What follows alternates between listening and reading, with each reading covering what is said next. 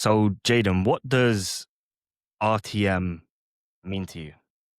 RTM, that's a great question. Well, first and foremost, I would say RTM stands for taking risks, trusting the process, and building momentum. And to be fair, them three pillars has what's Mm, kind of kept me going through life, I would say. Um, I was coming up with a concept which at some of my hardest times was really deeply thinking, how do I keep going, or why am I um, keeping on, every day. And when I look back on some of the stuff I've achieved, it all starts from taking that risk, you know. yeah, Um, and then after you've taken that risk, it's fine. Can you trust the process? Can you trust in that risk? And then ultimately it becomes the building momentum, um, the risk, the trust. And momentum doesn't always happen, but I find the more I kept going, slowly I started to build momentum. Um, and it just so happened as well. So they're the three pillars. And I kind of wanted a big goal, which was to have a business, well, my business portfolio of a valuation of over £1 million. So it's kind of road to a million, as well as, well, road to a million through taking risks, trusting the process and building momentum. So that's what it means to me. But for me, after the last year, I'd say that the three pillars are more important than any financial kind of goal, which, to be honest with you, is only recently I'd probably say that. yeah, yeah. So it's more about like the concept first, and then the money obviously is like a byproduct of that, but that's not the main reason. Like it's deeper than that. Exactly. It's deeper than that. And I think through life and recently, having some successes and failures, you start to realize that, it's about the three pillars before the money targets, in my opinion now, which I'm grateful to have kind of understood at my age, I would say. But yeah, Mm.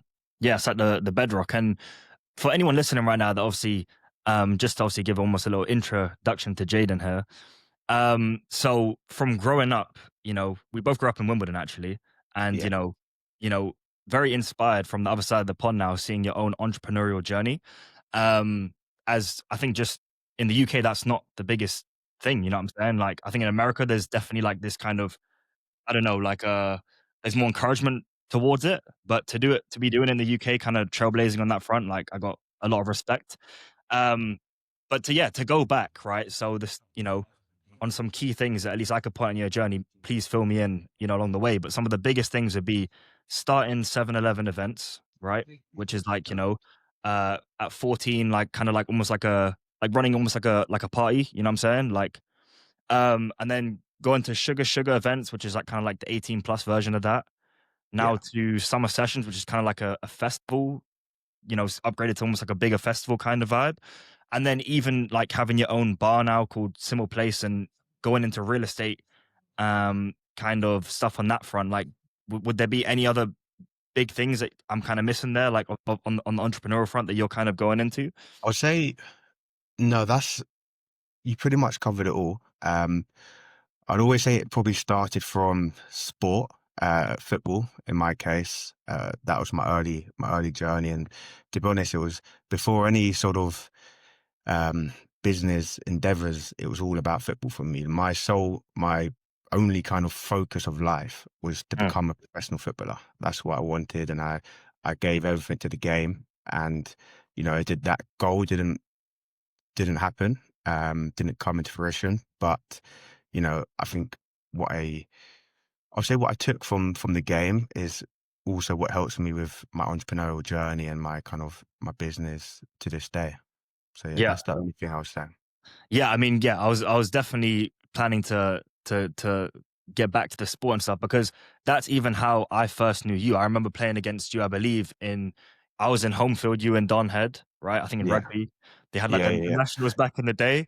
And I even one of the distinct memories I have, I was either it was at Hampton and you in Halliford, right? And I yeah, was, yeah, I believe, running. I was in one of these times at either like some Staines Cup or it was at Hampton. I remember running down the field, and I was the winger, you were the winger, and like I don't yeah. know, we just gone back and forth. And interesting enough, obviously, a similar story to you. Like for me, rugby was the main thing. That was my main goal and the main passion when I was younger. And it's like you were actually really good at rugby from at least what I remember, you know what I'm saying? Like, and you transitioned to football. Kind of even talk me through that because you didn't just do football from day one. Like, you were pretty good at rugby as well. Like, and you know Yeah, that. no, you're it's interesting now. Even yeah, you saying that, it brings back memories, playing rugby. Sometimes in my head, it's so fixed on football, but I did enjoy rugby. And I think I was lucky when I was younger to be introduced to different sports. So, your athletics, rugby, football, and cricket. I would say I moved school when I was back in year two to a school called Donhead, Mhm. based in Wimbledon, and they were really big in rugby, probably more rugby school than football. Yeah. And coming from a footballing background, this was interesting. But I, yeah, I would say I took to the sport, and I enjoyed what rugby was, and naturally, I kind of, I was, yeah, found myself competing in the decent teams and giving it a go. And I think as I also went to secondary school, there was rugby, probably more rugby school as well. Mhm. Um, it, I enjoyed it, and kind of that the team environment was I really, flourished playing rugby, to be honest. But it did come to a stage in secondary school where I had to choose, which direction I wanted to go. And for me, it was always really football was um my first love and what I wanted to pursue. But it was tough, to be honest, because I think at one point, if I really, really like focused on rugby, I probably, you know, I, I would have gave it a good go. But yeah, football is the choice. Yeah, and then talk me through that. Like, what age was it where you remember having to like kind of go between two roads? And what was actually like, was it more of a love thing? Because again, like, I wouldn't say this if it wasn't true. Like, I remember you being good at rugby. So like, you had talent in rugby, but and obviously football is in the UK is way more competitive, right? Mhm. What made you go down the football route? Did you have more talent, did you think, in it? Like, was there more love there? Like, was it a combination of the two? Like, what was the reason for you going to football? Um, it's a good question. I think if I look back at the time, in my head, I thought I was more talented at football, and I guess it was all I knew in terms of growing up when I was younger. I was much more into football than rugby, and I Mhm. kind of, with me, I think I set a target, and what I find with myself sometimes when I set a goal, I'm quite relentless until I make that goal, or if it doesn't happen, I fail and I go again. But with football, there came a point probably I was in year nine where I just set my mind to football, and I got into an academy, um, and I stopped playing rugby at school level, and I just Mhm. fully set my mind to becoming a professional footballer when I was 14, I think. Yeah, and then talk me through that. Like, where was the peak that you ended up getting to, and like, also what academy was that? Was that Wimbledon at the time, or Yeah, so that was actually it was Crystal Palace was the Crystal first Palace? academy I Mhm. joined when I was 14. I was there for about a year, and that was a great experience playing in, that there was a Premier League Cup at the time, which was under 15, so I was playing the league up, Mhm. sorry, a year up, and absolutely loving it. And probably it's really interesting telling this story because I'll be honest with you, I think a lot of people wonder about I was quite private growing up in terms of sharing some of my achievements and what I was doing. I think Yeah. because I don't know about you, but sometimes when you're so focused on the goal, you don't necessarily celebrate the small achievements. So Mm. at the time, all I wanted to become was a professional footballer. So when I was 14, getting into Crystal Palace Academy and playing in the Premier League Cup was good,. But it wasn't where I wanted to be. Yeah, I get you. I get you. So about 9 months in at Crystal Palace, I suffered an injury. And it was quite a strange I'm explaining like this because, it all makes sense, but it was a strange kind of feeling I had in my body. I couldn't really put my finger on it. The physios didn't totally understand. It was, around my back area.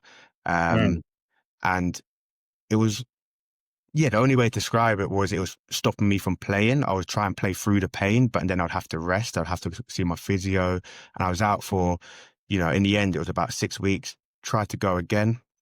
And then at the end of that year, while I was out, another player came in on trial. I was playing centre back at the time, and a Yeah. tall lad. I remember thinking, right, he's a lot taller than me, but I don't know if he can head a ball like me.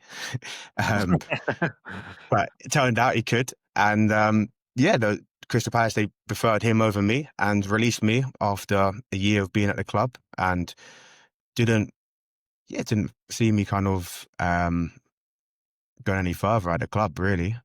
So it's just the harsh reality of football, from going through playing Premier League Cup a year up to being injured Yeah. for 6 weeks and someone coming in and taking your place. And that's life, right? Yeah. Yeah. And then, from that, I mean, I can definitely relate to that. Um, Injuries in rugby and football, everything, especially in that like top environment, you get one injury, and yeah, there's always other players like, just on the sides, right? And they come in, they get a chance, they do well, then, that's all it takes for sometimes your position to be taken. And then from there, like that wasn't the end of the football though. You were still doing No, the so football. yeah, so it wasn't the end of football. So I got over the injury, or the feeling. It was tough. And then that off season, I was training, doing extras, um, and AFC Wimbledon signed me when I was 15. Yeah. So my under 15 season, we ended up being for 2 years, which, yeah, was an amazing experience. Done really well there. Um, and a similar kind of situation was, I was playing well, and then I'd find myself uh, having a few kind of setbacks with this sort of ongoing problem I was Yeah. having injury wise. And but I think the overall ride at AFC Wimbledon was successful in terms of I was playing. And that's what you can ask for. Yeah. Um, and then after AFC, I was 17, and things didn't really work out how I wanted them to. Uh, well, in other words, I saw potentially a better path as well. I didn't get offered what I wanted to get offered at AFC Wimbledon. Hmm. So I saw a path which was taking going to the National League, which was a league below AFC, or two leagues below at the time, Yeah. to a team called Woking, which is in Surrey. So, and I saw the reason I saw first team opportunities there. So I started to play with it on my first season at Woking. I was playing within the first team environment, training, made my debut at 16. Um, made my debut. So I was just turning 17 basically when I was at Yeah. Woking. So, Okay. your first year of sixth form, Yeah. I went to Woking then and done basically them 2 years. So, which would have been at sixth form. I done full time kind of education and football at Woking. Yeah. Um, at 17, after I made my debut in a cup game with the first team, loving life in and around the environment, this feeling just wasn't going away. This pain I had just in my back area, it would inflame, and I wouldn't be able to move for a couple of days, or properly exercise, let's say. Um, and it was getting tough. And it wasn't until I saw another physio who really, I would say, dove in deep and wanted to, you know, his name's Neil, and I owe a lot to him because he went probably above and beyond anyone else. No physio from any football club I was ever at really understood uh, what my condition or issue was. Yeah. And it wasn't until him I went outside of the football club, and he kind of he sent me to have a few scans, a few blood tests, and then I got diagnosed with an autoimmune disease called axial spondylitis, which in short is called axial SPA, which is a Okay. type of arthritis. Um, how I would kind of describe it, more people are aware of Crohn's disease. So Okay. Yeah. someone once said to me, it's kind of like Crohn's in the bones in a strange way. It more affects the back area and joints, Yeah. and um, it's like it's when your inflammation levels get higher, and pain occurs. So I got diagnosed with this. It wasn't the end of the world. I still thought I could keep on fighting, and there's actually I've done some research. I should really know the name, but there was a professional cricket player, a couple professional athletes who had the same condition. So I wasn't, I still thought it was a possibility, to be honest with you. Yeah. Um, so yeah, I kept kind of fighting. And then at Woking for the next 3 years, I was there from 17 to 20. And the same thing happened every season. It was like I'd play the first 3 months, be unbelievable. The hype is around me, playing first team, and bang, just be out with like inflamed. And a couple months later, still be on the sideline. Just Yeah. couldn't So like 3 get months back. on, a couple months off, 3 months on, couple Yeah, months off. Yeah. exactly this. And, later on, I kind of found out for me anyway, I don't ever like to have excuses. I believe in no excuses. Hence why I wasn't willing to stop for 3 years. A lot of probably physios and experts at the time, Mm. they did advise me to say a career potentially in professional football, the level you have to exert your body isn't a recommendation, or it's not advised. Yeah. But I was so headstrong and I just wanted to achieve this goal. Um, and countless kind of, you know, setbacks, still pushing on. And yeah, essentially when I was 20, a couple of years on, I had to kind of not play football as intensely. So I stepped into non-league world, done the year in non-league, Yeah. non-league football. Okay. And I think after when I was about 20, so about 2 years ago, I kind of admitted to myself that, maybe I've always had this kind of sense that I'm on this planet for more than just to be a footballer. Yeah. So Yeah.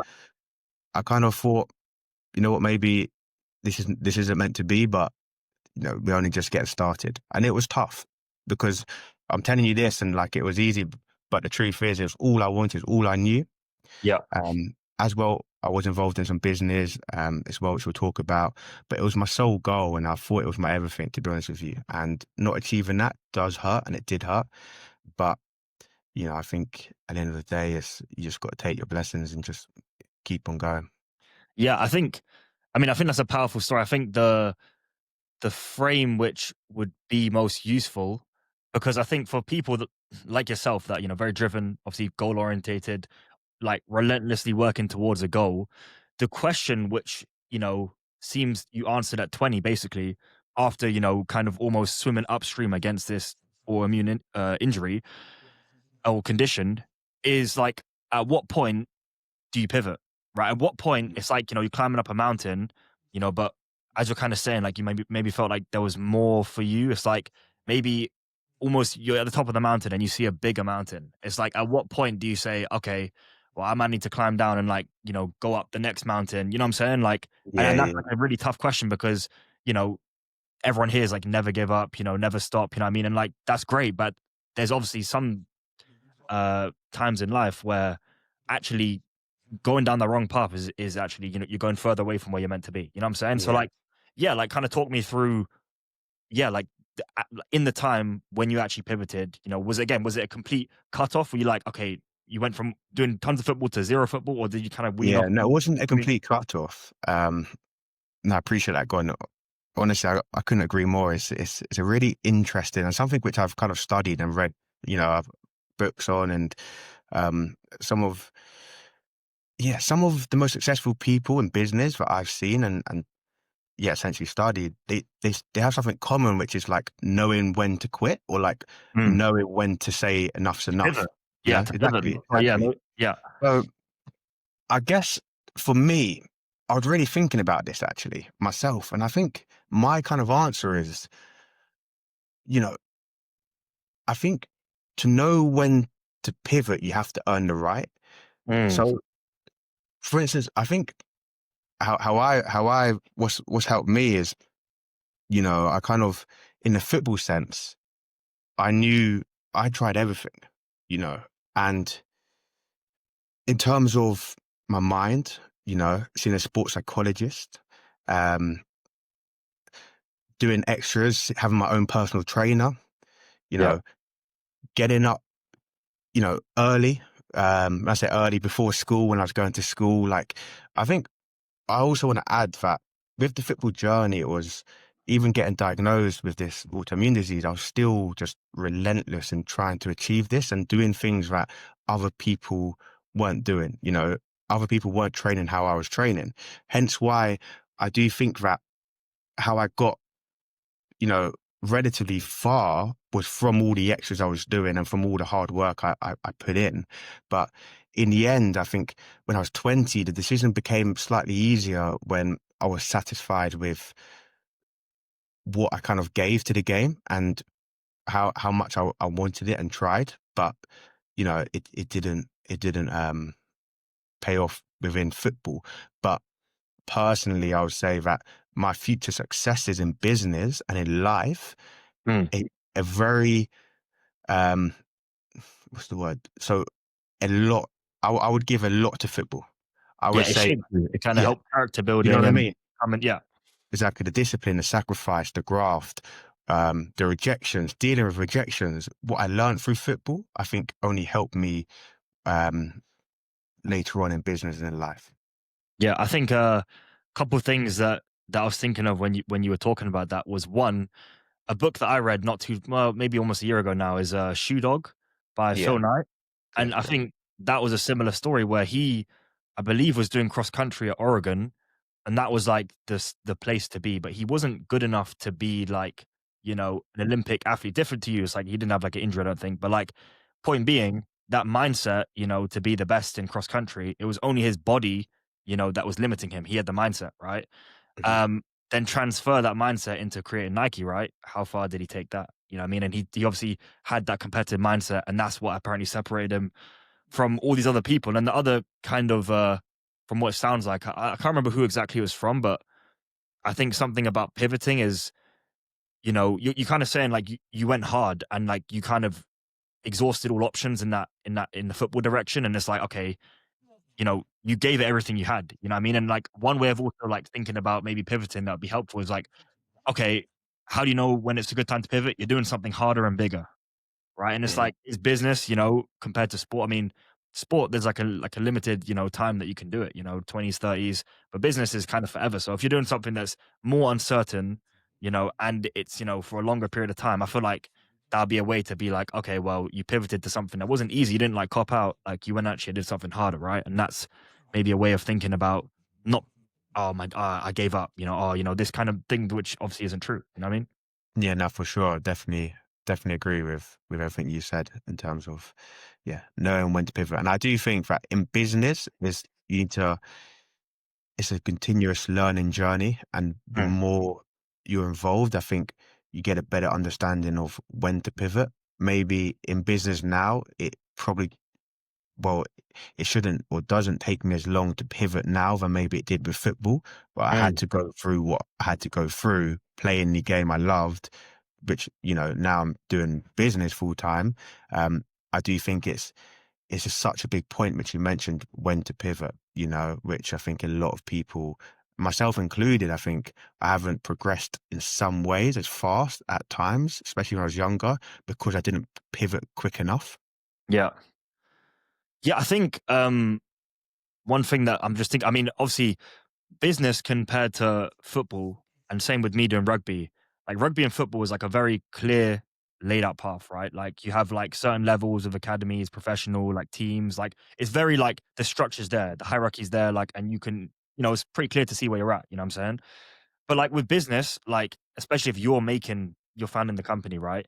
It's not as simple as like there's just one track and like where are you along the graph? You know what I mean? Like it's so personal, and it's like when you see a pivoting, you're not meaning like you're changing a whole business. You're changing maybe like, okay, I'm doing this kind of marketing. Maybe I need to pivot to this kind of market. Is that kind of what you mean? You're not meaning like Yeah, the whole thing. You're just changing all these little things along the way, like to try and get closer to no, your goal. exactly. Yeah, I probably should have been clearer. But yeah, literally pivoting slight different things. Stephen Bartlett talks about it a lot. He talks about kind of the rate of experimentation and Mm, trying to fail. And I kind of I got into this new mind frame, which was like wake up and kind of, it's weird to say, but how can I fail today? It's a question that goes through my mind. yeah, What can I test or what can I because I guess it's the experimentation and the failures which we learn from, and it's all in them learnings how we get better. If we just done the same thing every day and we didn't learn and didn't make mistakes, and then we kind of just stay pretty stagnant. yeah. I mean, I feel like yeah, during my journey, whether that be like in bodybuilding, right? Like you're always trying to find. You're not trying to do the same thing and trying to like try and train more effectively, or you're trying to eat in a better manner. You know what I'm saying? Or social media, again, if you post the same thing every single time, you're gonna get no different results. But you got to tweak it. You're trying this type of Exactly. content, this kind of speaking content, etc. And so obviously I completely agree with that. I guess kind of transitioning then now from like the sporting journey into the entrepreneurship, right? One thing that I think is interesting about your journey, um, because I think it is like the biggest difference I see actually between like maybe your journey and my journey is I feel like you were, correct me if I'm wrong, but an entrepreneur at heart. And what I mean by that is like, I remember, I think it was you and Sasan I think you said you were selling water bottles, at Wimbledon, and you would like obviously, because there's demand there, you can like upcharge a bit, so you're making a profit at like a really young age. And the reason I think that's cool is because it's like I'm pretty sure at like age 10, 12, 13, I didn't even know what entrepreneurship was. I had no idea. And I really didn't think like that. The reason, like, for example, entrepreneurship has come about for me is because I love bodybuilding.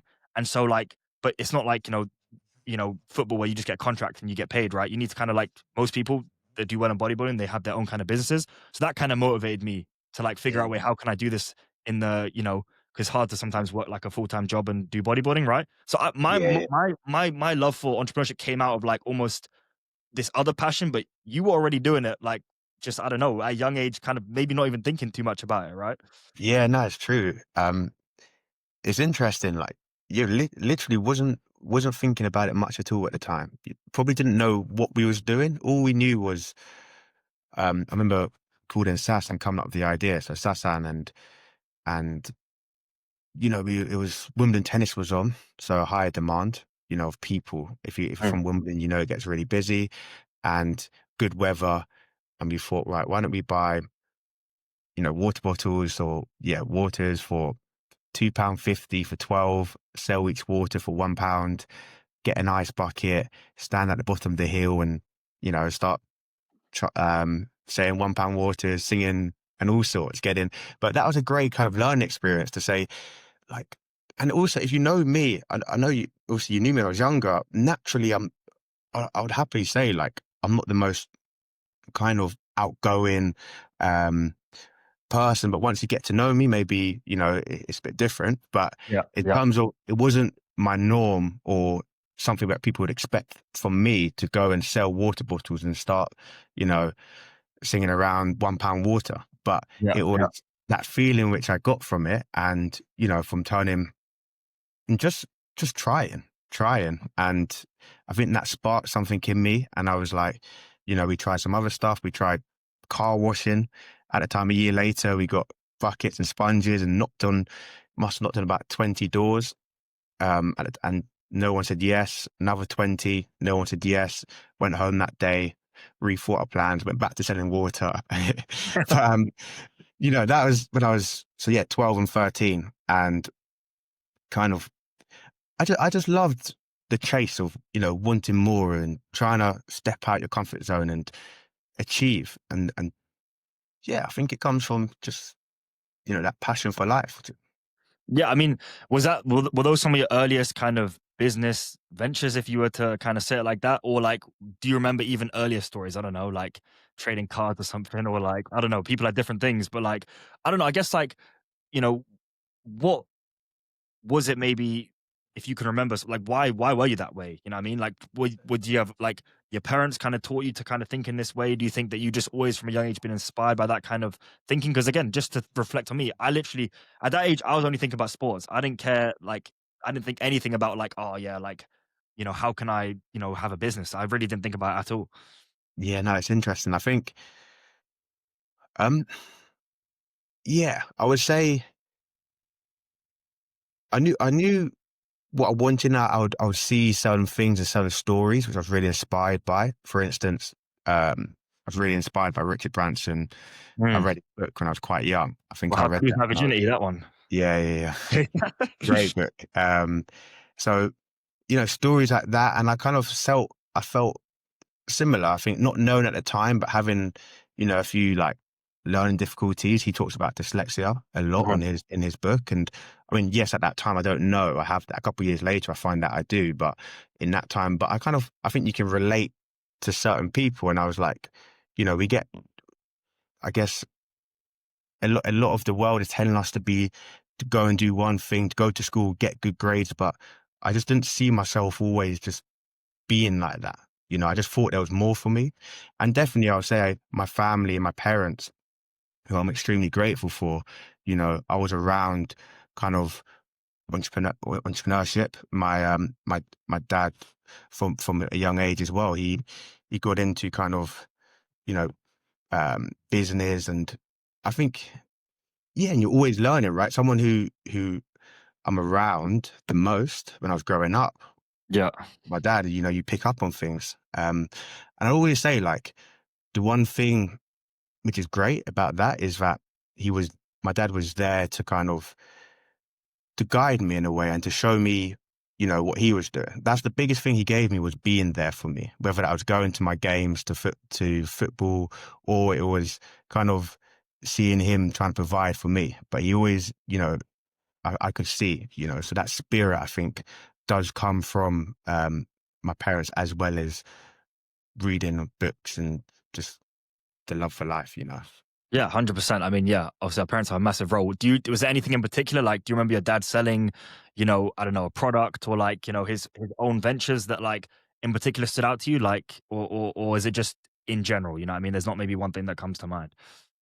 Yeah, I mean, I could probably, I would sit here and really, you know, think, and I'd have a good story, but I might be Yeah. thinking too long. It was just so much. It was just like, just being around it, you know, Yeah, yeah, someone yeah. who wasn't necessarily, you know, in a corporate job, um, in the city. He was kind of involved in, you know, in business and property, and, you know, doing things his way and being relentless about it as well, you know. So I think it's sometimes when you're around something, it rubs off on you as well. Yeah, so maybe like a less traditional path, but just making things happen. You know what I mean? So Exactly. Mhm. yeah, okay. And then let's kind of dive into like, okay, starting off with even the 7-Eleven events, you know what I mean? I remember, again, what's this? We were 14 years old, we must have been. And like looking back, I'm just, as from a perspective now, I learned way more about business. There were things that you guys are doing now, which like, I didn't know at the time, but like the marketing front. I remember you guys like, you had like Stormzy and stuff like that, like posting and like talking, come to this event. And, I remember everyone posting on their Snapchats. And I just think like, again, you probably, obviously it's not like you, well, maybe you did, but you just like you read some marketing books at that point in time. You just, it's kind of natural and like, probably just problem solving and just quite a natural thing. But talk to me about how that came about and like again what you learned about that experience, because I think there's not many people that can say they've done something at 14 like that.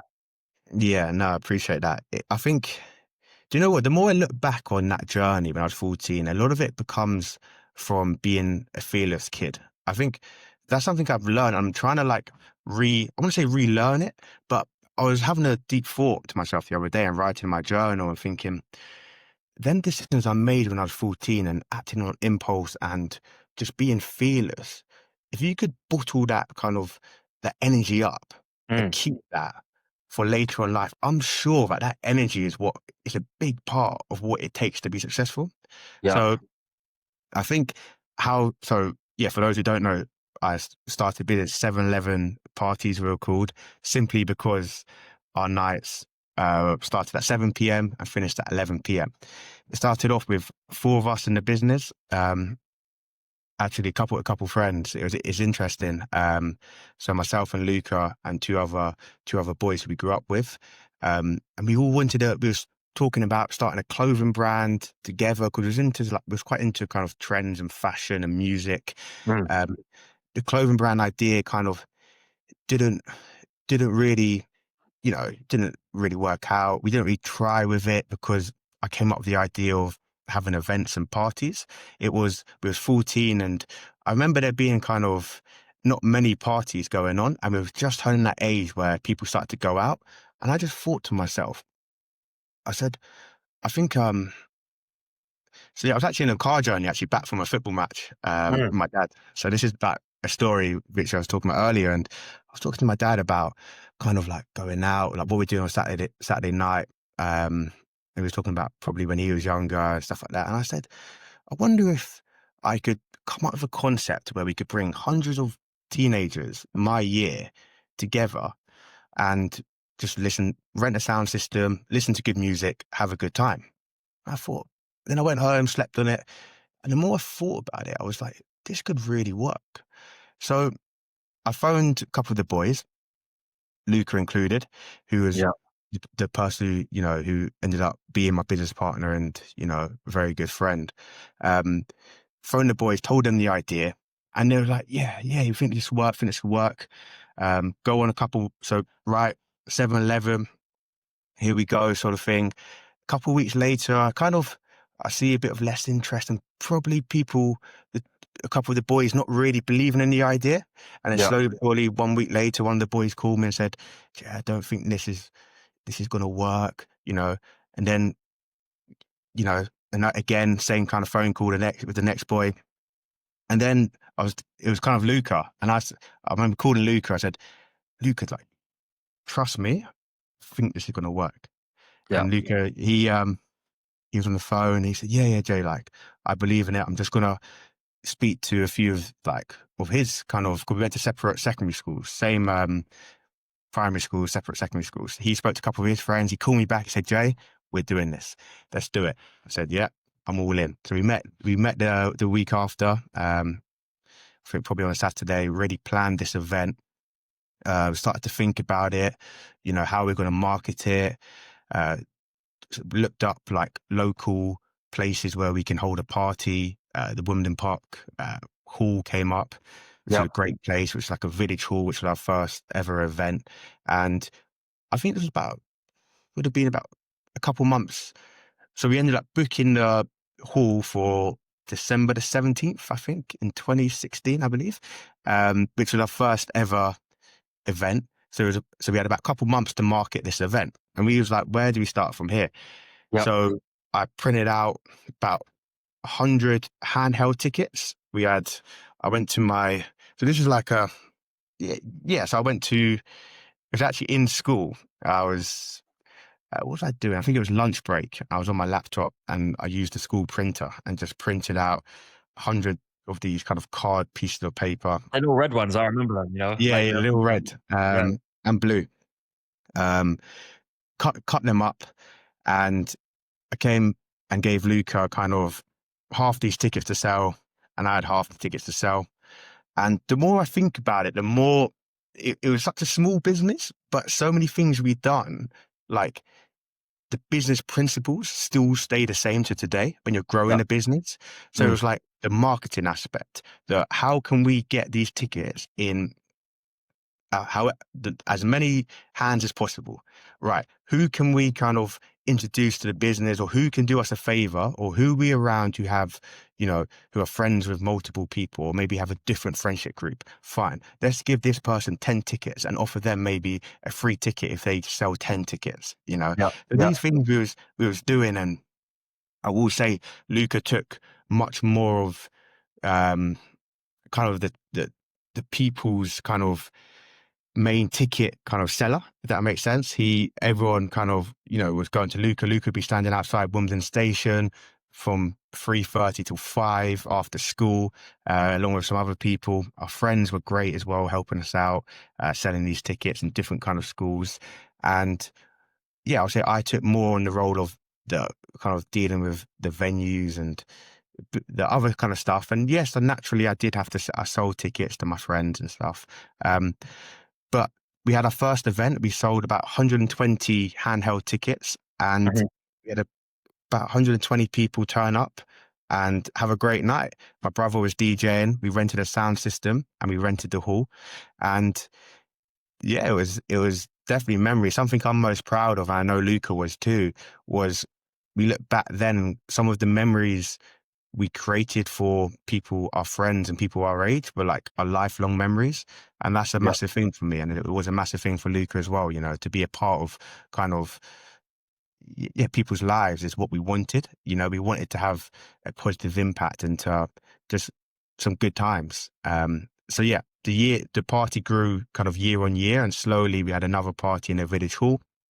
Yeah. And then we had kind of our biggest end of GCSE party, which was 2 years later when we were 16, which we Yeah. sold 500 tickets, rented a nightclub. So that was one of our niches. It was very difficult for under 18s to get into nightclubs for obvious reasons. And I kind of negotiated a deal, which was obviously more money up front, but no alcohol being served in the nightclub. And we would sell our tickets and make money on tickets. And that was probably our biggest success in terms of the 7-Eleven under 18 parties. Yeah. I think, just a couple of things. I went to both of them, so, like, I Yeah, actually have first-hand experience. I remember I I think remember. yeah, I think actually some of the coolest things, like, again, understanding the business side of things more. One thing I wanna touch on is, like, the marketing aspect for both of the events. I feel Mhm. like you guys did such a good job, at yeah, that first of all, the marketing of, like, giving 1 free ticket to, like, if you can give, like, 5 or 10 tickets. I think I was one of those people in both Yeah, times yeah, yeah. when that was the I case. remember. It was it was the way it was marketed on Snapchat, for example, it's funny because everyone uses Instagram now, like, not many people use TikTok, but, like, YouTube, et cetera, the long form content, like, that's the modern marketing, right? Or even emails. But back then it was Snapchat, and I remember you guys posting or, like, people would, like, have the tickets, and I don't know how to describe it. There must be like a term for it, but it's almost like it was cool to post it on your story to almost like because Mhm. it's like you're like helping. You know what I'm saying? Like this, yeah, this business which is like a cool idea. It's like I don't know. It's the marketing where if you post something, it makes you look better. Does that make sense? Like it wasn't Yeah, like because when you're selling something, the issue sometimes is when you're selling it feels like when you're asking for money, obviously, you know what I mean? Like it can come across like actually you look worse in a way.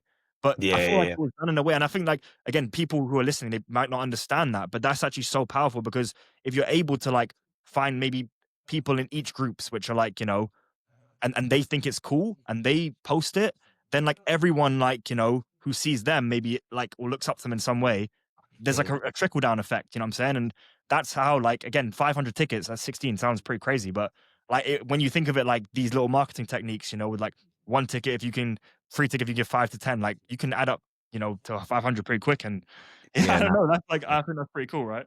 no, definitely, man. I totally agree. In terms of, I look back and I think what we created was a hype. It was almost like, I mean, yeah, it was like the fear of missing out, right? You Mm, kind of had to be at this night. If you was in our age group and you enjoyed, you had friends within the circle, it was kind of the spot to be, which I think comes from everyone posting about it on Snapchat and, the hype we built on we had some celebrities give us shout outs, which was just, bumping by the way, into did you stuff. do that paid or did you were you just like, Yeah, help us out and they probably just never, willing to never paid, to be fair, just people, either myself and Luca or our families, um, bumping into kind of people or mm, Luca's mum works in kind of television and she bumped into Stormzy at the time, yeah, yeah, and then later on we did as well. So that was, so things like that. And just, I think it goes back to being fearless, not caring what anyone thinks and say, yo, Storms, this is what we want to do. We want to achieve this goal. And he loves it, and you yeah, find that people connect with that energy when you come yeah, to yeah. people and you want to, leave your mark in this world and you want to do good. A lot of, in my experience, a lot of people or successful people within business or within whatever industry they want, a lot of them want to be a part of what you do and give a good message, a positive message, Yeah, I think the coolest thing, I think again, really interesting, like side point from actually moving to the US, and I kind of mentioned this earlier on, but I think there's such a difference in general with how like the general public looks at business in the UK and entrepreneurship versus in America. I think in America it's very much like, oh, you're starting a business, like, oh, that's so sick, bro. You know what I mean? Like, go for it. Like, well, they say Mm. like, go, man, in their accent, But Yeah, in yeah. in the UK, they're kind of like, oh, like this guy, who does he think he is? You know what I mean? Like, you think you're better than everyone starting a business, but actually maybe that's just like the general public, but Mhm. in my experience, all the successful guys, they're actually willing to help out. Like you think, oh, like how can I reach a Stormzy? How can I reach some of these guys? But a lot of them will see, someone who's young and ambitious, they'll see you in them, you know what I'm saying? And then they actually want to help out because they understand what it takes to get to the top. And actually, like they wanna help, you know what I mean? They're No, not trying to like definitely. they want everyone to rise to the top, It's like, hate never comes Yeah. from above, this kind of like mentality, and I think like that's like a misconception when you're young, you think, "What's going for me?" How can I Mm. stand out? But a lot of the time it's like, yeah, just that energy and that drive, like that's people ahead. You know what I mean? They're not gonna look down at you for starting. It's like, that kind of saying, like, no one with a great physique's gonna knock someone who's fat for getting in the gym. No Yeah. one who's No. like, doing sick in business is gonna knock someone for starting a business. It's all the people that don't try that are actually gonna knock it. You know what I'm saying? Yeah, no, 100%. I think that's what it is, and I've learned so much in my life that, there's so much a lot literally like you just said, a lot of successful people wanna give back, because Mm. when they was once not as successful as they are right now, they often had people who helped them, you Yeah. know? And that's something I read, and who's it? Daniel Priestley's really big on it, Mm. and of kind of reaching out to people, sending kind of emails where, to companies or whatever it is, individual people or company, where people would think, oh, you're never going to get that, or that's never going to happen. But you'd be so surprised with, if you just outreach, right, and you send an email from the heart, from your point of view, Yeah. not anything else, it's deadly from you, and you say, this is what I want to do, this is what I want to achieve, you know, people will respond. Not everyone, you're going to get rejections, more rejections than yeses, but them yeses are the key people. And how I've achieved some of the stuff I've achieved, which, is I'm still nowhere near where I want to be, but I'm on my way, is from learning from people who've done it before me. It's relentlessly trying to kind of learn from other people's failures. There's one thing learning from your own failure, but if I can learn from someone else who's bigger and better and who's failed more times than me, you know, I'll be able to get there, you know, a little bit. I wouldn't say it's not about quicker, but it's probably I won't have to undergo the same failures or the same things they had to. And then people wanna share their help sometimes, which is amazing. But I would say it's about actually putting yourself out there, Yeah. and sending a message. Yeah, I think one quote that comes to mind is, and again, I don't know who said it, but it's like I heard a quote was like, you know, basically, even though like you need like there's far no, let me let me get this right. There's a far there's less supply of courage than there is genius, or that's what it takes to be successful. I don't know if Mm, I got that right, but the point being is that a lot of people think you just need to be smart to basically be successful. But actually, what's more valuable than that is the courage it takes. And earlier on, you're kind of saying like, if you can bottle up this energy that you had at 14, I think that mm, comes from when you're younger. It's not being naive necessarily, but like it's just that the world's your oyster. You kind of have like this crazy imagination, and I feel like as we grow up, especially if you're like in a set curriculum, or again you're going down a trodden path, you're kind of beat into you more and more that like this is the way it is. You go down this path, there's no other options. And I feel like mm, when you're younger, you have this kind of mindset where actually, like, the world's my oyster kind of thing. You know what I mean?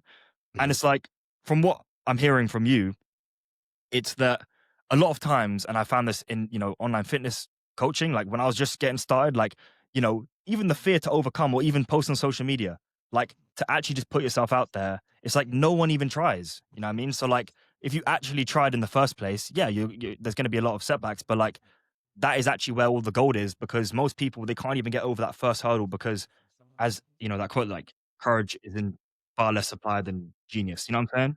Yeah, no, definitely. And I think it's like about being relentless. It's about being relentless. Right? Once you have the courage to ask the questions, one thing I don't want to say is just ask someone who's better than you and they'll give you the answers and then life is easy.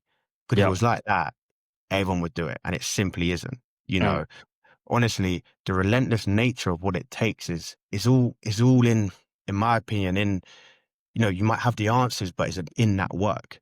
I think how I listed off kind of my football career and then 7-Eleven, it sounds, very easy. I rented a hall, but I got a nightclub at 16. But what about if I told you that I knocked on over 20 nightclub doors, in Wimbledon, in Clapham, in London, and Yeah. didn't get an answer? And then I said, right, they're not answering me here. They're not answering my emails. I'm going to handwrite letters to 20 nightclubs.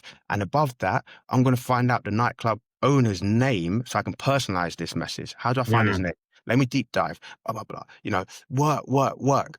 And it's going above and beyond and being relentless, not stopping until I get an answer. I Yeah. would rather the guy call me and say, Jayden, I love your effort, but just stop calling me, man. You Yeah. know, Yeah. Yeah. then you know what I'll say? I'll say, but why? Mm. I've got an Mm. Mm. Mm. opportunity that, and, Yeah. and, and go again. And then it's like, no, no, no, honestly. But I think my point is it's if it was easy, everyone would do it, right? I know everyone says that, but it's the truth, Yeah. So it goes back to, yes, have the courage, but be relentless in finding the answers. Be relentless, and when you're gonna fail, if I listen to, you know, the nightclub owners who never got back to me, I would have never been able to get a NWC party. Yeah. 500 people would never have had that experience. But because I wasn't willing to stop, until I had a better answer, that's what it takes, and I take that principle for me now in life.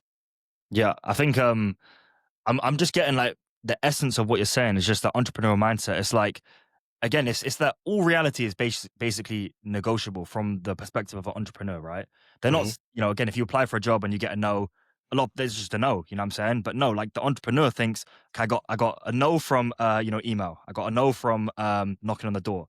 How can I go and find another way to get a no or yes, you know what I'm saying? Like it's basically like, yeah, I think just because I love that, because it's definitely so true that you just cannot take really no for an answer. And obviously, like, you know, um, don't take that out of context, you know what I'm saying? But like, no, but like the mindset needs to be what you're saying is, you know, even if it's no in this way, there's gonna be another way where I can say this thing, or I can convey my energy, or I can convey like, what I'm trying to do, and that's gonna convince the person because they just don't understand the way I see the world yet. You know what I mean? No, for sure.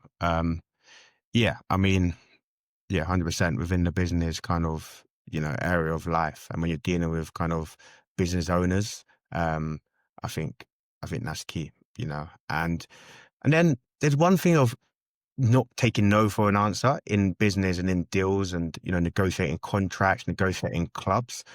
But I think the important thing is to understand why, Mm, because there's no point of just going back and, you know, I think one of the owners got back to me and said, this doesn't work because, I'll lose money. If I have security on the night and there's no alcohol being served, I'll lose money. So mm, because he told me his no, I mean, his reason, I didn't just go back and say, um, yeah, but I went back and said, well, what about if I could offer you this amount of money, right, which would cover your security costs, plus, make some money, and we'll come up with a signature mocktail, no alcohol drink, so you'll make more money on the bar. So you start to come with solutions. I think it's so yeah, important yeah, to be like solution orientated. Everything needs to be about solutions. Don't come with just no's or, whys or maybes. It's about, fine, that's your reason, but what about if I gave you the solution? You yeah, know, yeah, yeah. that's definitely really, um, really helped me on my journey is having more solutions. Yeah, I think that makes a lot of sense. Like the analogy that I was thinking of just is like, imagine if you're doing door to door sales or even like approaching a girl, right? If you Mhm. approach 100 girls and they all say no, it's most likely not that, what you're saying is you. It's not that there's something wrong with all of them. You know what I mean? If you're going to like 100 clubs and they're all saying no, yeah, like it'd be super smart to figure out why is this happening and then, okay, with information, what can I alter? What can I change? Is there a new solution I can propose? So that I'm gonna increase. I mean, you're never gonna get 100% yeses, you know what I mean? But I can increase the likelihood, right, that I'm gonna get the answer that I want. That's kind of what you're saying. You're not just saying Yeah. blindly go like knock, knock, knock, go ask, but I mean, you need to figure out what is it that I could change to get a better outcome, right? No, exactly. Always learning. And then, okay, so we have the 7-Eleven Sugar Sugar events. And then talk to me about how that's evolved now into summer sessions and, like, why didn't you just keep doing, the Sugar Sugar events? Like, actually, I'm kind of thinking out loud right now. It's because of the fact that, now you just have to become a complete club because the, the reasoning behind the Sugar Sugar events was the no alcohol kind of clubbing aspect for under 18. So when you reached 18, that was the main reason, or was there another reason? So just to be clear, so it started off at 7-Eleven parties, which was obviously under 18 parties, 7 p.m. to 11. I think when we were 16, by the end of it, we went till 12 midnight.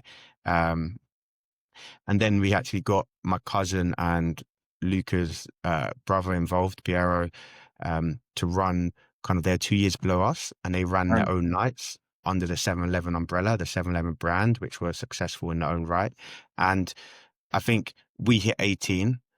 Obviously, lockdown happened as well, and we just knew it was time to kind of rebrand. I think 7-Eleven was so known as the under 18 kind of parties. We knew it was time to say, right, we're over 18 now. We're only going to go to, over 18 events. How can we, what should we do?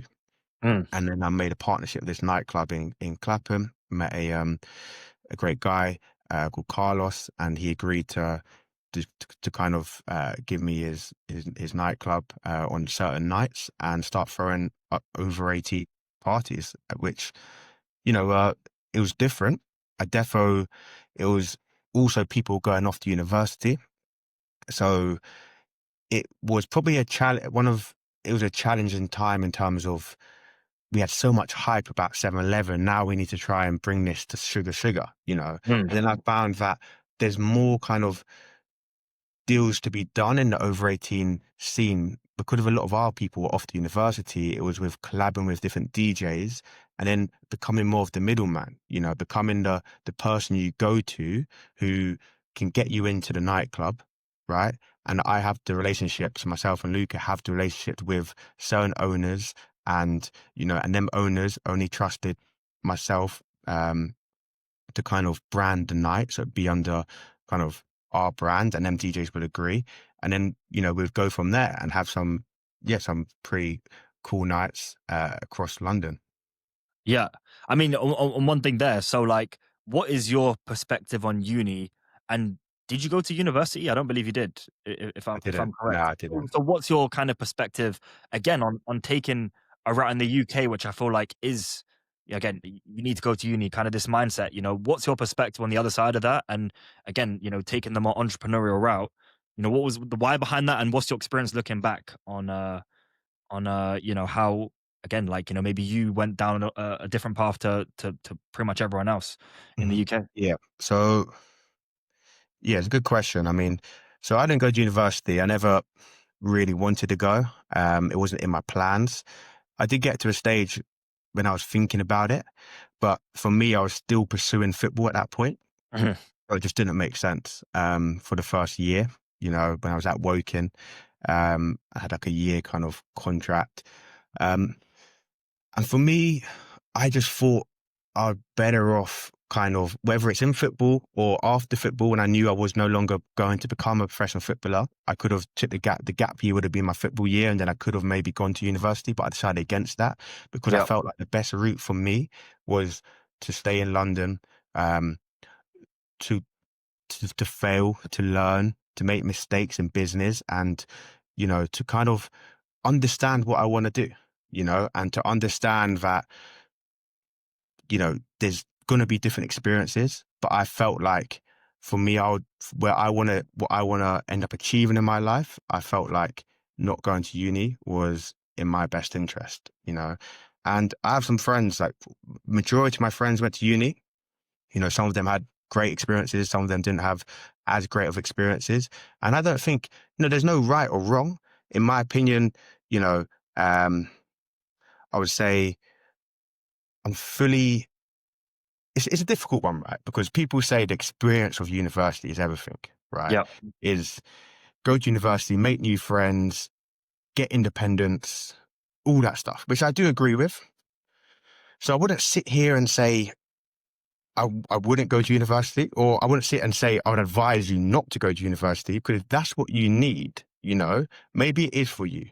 But also, I've seen some people, go to university, have an okay time, and I don't think, correct me if I'm wrong, anyone watching this, but a university degree in UK has the same pull it once did, like, your standard kind of degree. I'm not talking about, specializing as being a doctor, a lawyer, architect, these type of things. I'm talking about, maybe a standard degree. And when you go into the job market, what I do know is extremely tough for people who are leaving university now in their 20s Mm. finding jobs, you Yep. know. So I think it's just something to think about, that, maybe, get to know or understand what else is out there before going to university, potentially, is one way I'd look at it. But like I said, some people had some unbelievable experiences, and for me, I didn't go to university. I visited a few times. I visited Luca, um, and the boys went to universities across the city, and yeah, had some great memories as well. But yeah, 100%. I mean, so was one of the main motivating factors, obviously, when you're doing the football, it's kind of the mindset where you wanted to be all in on that. Like, you couldn't do university and do football at the level you're still trying to do. That was a big reason as well? yeah, I'll say so. At that time, it was, football was kind of, everything for me, and it just didn't make sense, going. Yeah, I was too focused and on the football. To be Yeah. fair. I think a lot of what you said definitely resonates with me. A lot of these American, I guess, university in America is a lot more expensive. So a lot of the entrepreneurs that I look up to, or I've heard from, a lot of them say, unless again you want to become a doctor or lawyer, like if you don't know what you want to do, don't go to university because it's just too much of a cost. And I think with what you're saying about the university experience, again, if you're trying to be like a professional athlete, I think you know you with football, for me, doing bodybuilding already, in university and being interested in that, it's like I can't remember who said it again, but like there's another guy who said, I went to university, I only picked up bad habits. He's like this Yeah, successful yeah, business guy, and he just said, I got drunk, did all these drugs, you know what I mean, and like I just became unproductive. So for a lot of people, again, different people, utilize university differently, but for some people, they literally go to university and they will just pick up bad habits, which will make them unemployable, or if they want to do entrepreneurship, they're gonna have to unlearn all these habits before they can become effective in the real world. So sometimes, if you're someone that like is just thinking, I want to have the experience, I want to have a fun time, maybe you need to like, take a deeper look into, okay, like, but how's that going to set me up, as an effective person going into the future, right? yeah. I mean, I think a great place to start is just maybe even taking that year out, or even if it's before you're at university and just having some work experience, in fields that you might be interested in. So maybe if you do that, you might go to university knowing that, "Oh, I really enjoyed that kind of work experience I've done in this field. I want to do Mm, my degree in this."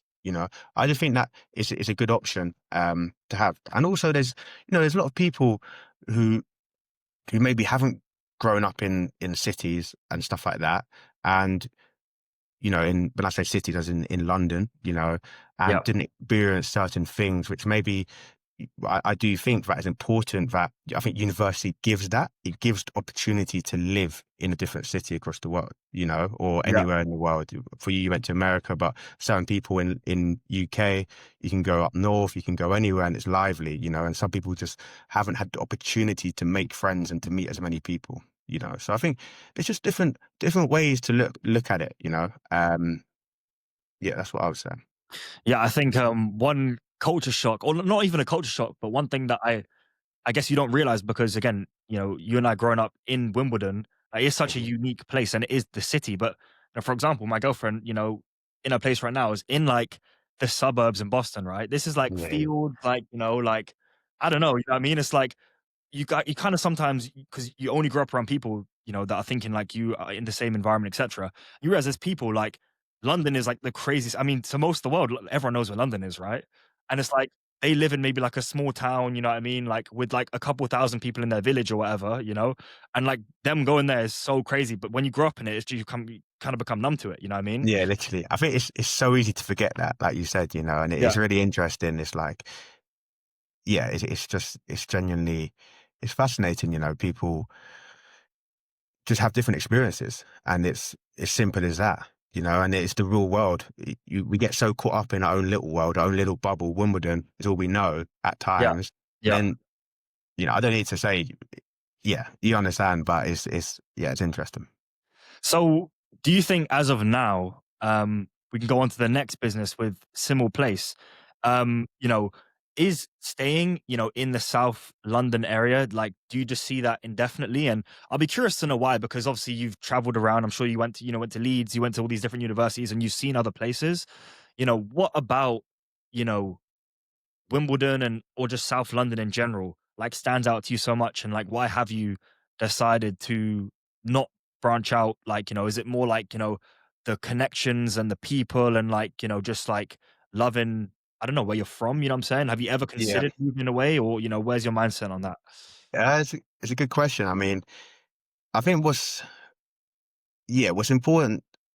I would say also is after Sugar Sugar, before Mm. Simmel, it's also starting summer sessions, Women in Summer Sessions, which is the larger event I do, which was I don't know, should I go I'll go a bit in detail about summer Yeah, sessions? yeah, 100%. Yeah? I actually we kinda skipped over that. I was meaning to ask that before when I was saying, like, what happened, yeah, when the university thing, but yeah, that was the next thing before Simul Place, yeah. No, all good.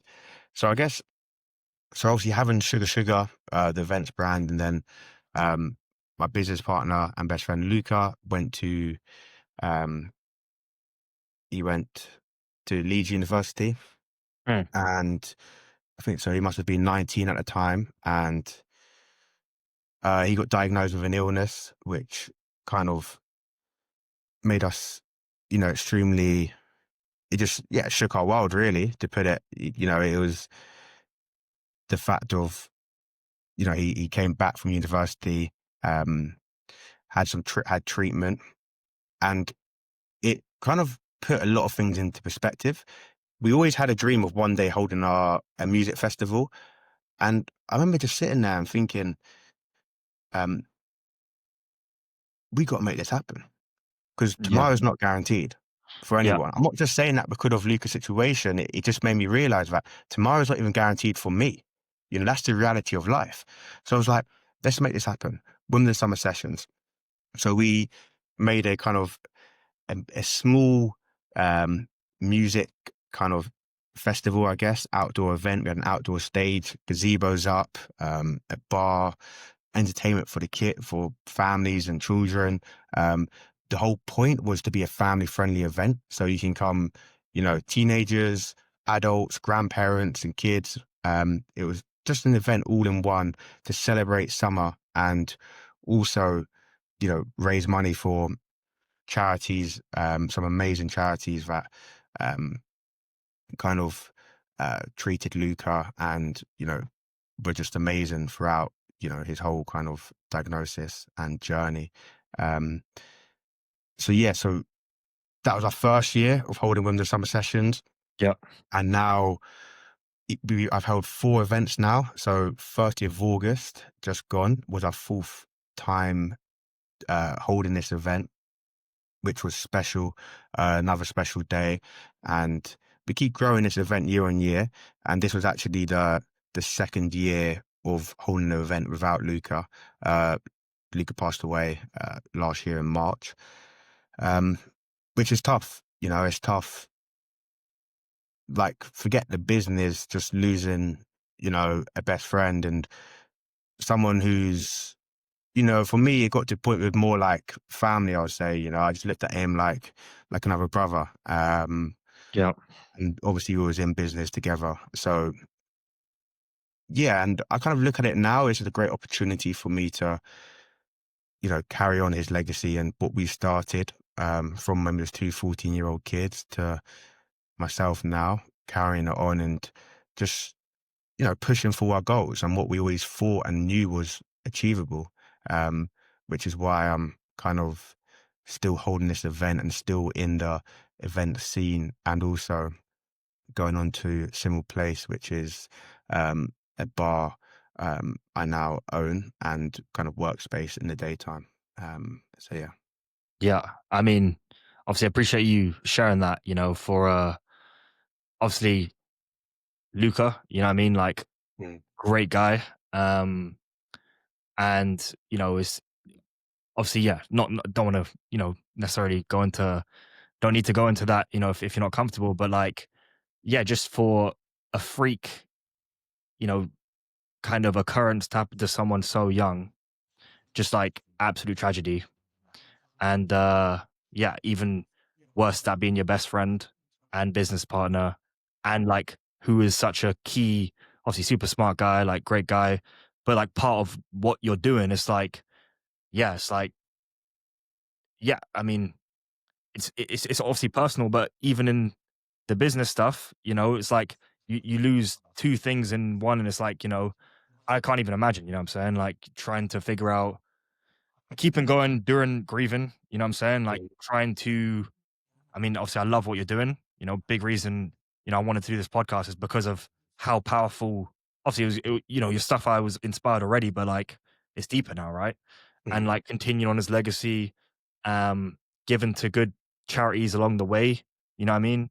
It's that's it. just yeah, it's you know, I have a huge amount of respect for what you're doing, and you know, it's so unfortunate like how it is, how it's got to where it is now. In a sense, obviously, it's like terrible, but like what you're doing with that, you're doing like amazing in my opinion. And I don't know, maybe you could talk about, you know, to help maybe other people. I'm thinking Mm. who may be going through something similar, you know, all ages, you know what I'm saying? But, you know, so rare to lose someone at such a young age and, you know, how you've managed to, you know, deal with that, what that's been like and yeah, pushing through and still like trying to, you know, create a legacy and do all these great things you're doing right now. No, definitely. I would say, that's just it's not easy. There's been some dark days, of course. Losing someone like that is it's unbelievable, unbelievably devastating. But I think, you know, it's I look at it like it's a matter of kind of turning my pain into purpose. And I don't say it easy like it was easy. It's not been easy. But I know what Luca um would have wanted for me and would have wanted for the business, you know. And I kind of use it as fuel at times of the good times we had and the unbelievable person he was, the kind person he was, all the great traits he had. I kind of I remember them and I, dig deep and just turn my pain into purpose. It goes back to the risk, trust, momentum. It's going through the hard days and having people around you, family, friends. Um, Sometimes you don't want to talk. I don't want to talk for a lot of the time, you know. I struggle talking sometimes, a lot of the time. Well, yeah, I struggle talking, but I know it's so important for me to talk openly, you know. Yeah. And I think I think it's not easy, to speak about because I don't want to come across like it's been easy. It's been really hard. But I think it goes back down to, just doing what I kind of feel Luca, um, it's hard talking about Luca without talking about Harry as well, that's another, a separate kind of best friend I had who passed away as well. But without carrying them beside me.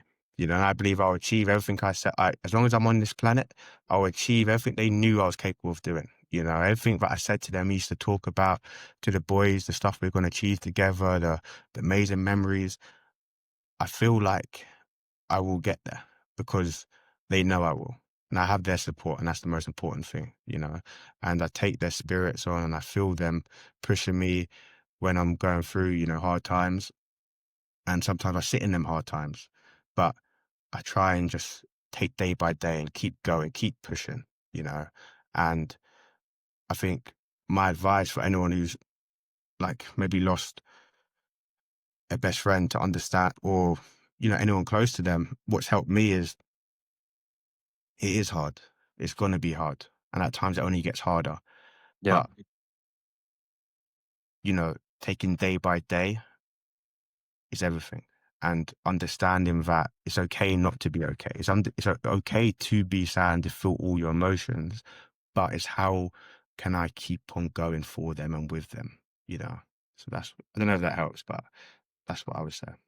Yeah. I think the thing which as guys, the most the thing which you said, which I feel like a lot of people would find the hardest is that bit which is like it's okay to not be okay. Mm, Because, you know, obviously it's just to talk about if things are not going well, feeling vulnerable, feeling weak, you know what I'm saying? This kind of yeah, feeling like weakness, you know, when you're feeling bad. Um, being able to talk to people close to you, have a good circle, people that understand, that care about you. Um, because talking is even if like, you know, you're not actually trying to solve anything, just talking about things helps, right? But like finding the people around you, like, has that been hard to while doing businesses, you know? Like, again, maybe someone that was more introverted growing up, like, finding a way to speak about how you're feeling as opposed to just keeping it all to yourself and, like, having to just bear everything solo, right? That's probably, like, something which I feel like most guys, you know, if they've had something similar, would struggle with the most. Yeah, no, for sure. Yeah, it's been hard to okay, I think what I would say is I think realizing how powerful it is to speak up is what makes you speak up, right? In some ways, is for a long time maybe I wouldn't talk about my emotions or maybe I wouldn't tell the world about how I'm feeling, but once you realize that you might just have one conversation with someone who can change your morning, who can change your day, once you realize that, wow, like I let that guy, my mate, or one of my parents, or whoever it is, know how I was really feeling, you know, you kind of feel like they understand a bit more. And that kind of, in my experiences, if you don't feel like you're just going all alone all the time. So I say it's hard, but having that conversation is just so important when you feel like you need it. And sometimes you might not feel like you need it, but you need to do it. If you want to keep going in some ways and keep trying to build your momentum. Yeah. I think, just linking back to the or just repeating the guy kind of aspect, like, do you find because from your perspective, it's like, imagine there's another guy and he's struggling with something, you know what I mean? Whether that be grief, whether that be Mm. setbacks, struggles that just are part of the journey. It's like if one of my best guy mates was to say that to me, I feel like in a guy's head, the other person's thinking, "Oh, I can't say that because, what am I gonna, like, say my emotions, you know what I mean? Like, that's weak, you know what I mean? Or, like, I'll just keep it to myself. I don't wanna bother them, you know what I mean?" Yeah. But actually on the other side, if I had a best mate who's saying that to me, I would feel honored and obviously, like, you try and it's a huge privilege if someone can actually share, like, that stuff because that's where, you can actually help them, and, yeah, understanding that it's so important to speak about things. I don't know, maybe you could share, like, how you're thinking about that because experiencing it yourself, if there's someone else that feels that way and they wanna share it with you, of course, I'm assuming, you're gonna be like, "Bro, I'm here." You know what I mean? But, like, a lot of the times, we just for some reason don't think that way about Yeah, and you other know what, people. God, I'm not here trying to say that I do as well, because I'll be honest, like I actually think for myself, there's times I could have been better at it. I Mm, think some of my friendship group, there's been times where I I know you can just see it in someone's face when they just don't know how to say, or we're all just going through it, and we're not perfect. I don't want to be on this podcast and say like, yeah, you just got to speak, because I know it's hard. I yeah. don't do it all the time. My That's the friends reason I'm don't do it saying all the the time. reason I'm saying it is because Yeah, that's generally the yeah, you it's know what I probably the mean. And hardest it's so thing. easy to say for me to be like, Yeah, yeah, yeah, just speak. But honestly, like, there's been times where I would have feel so much, not maybe better, but I would have feel better than I was feeling in that moment if I did just speak up, you yeah. know? So it is hard.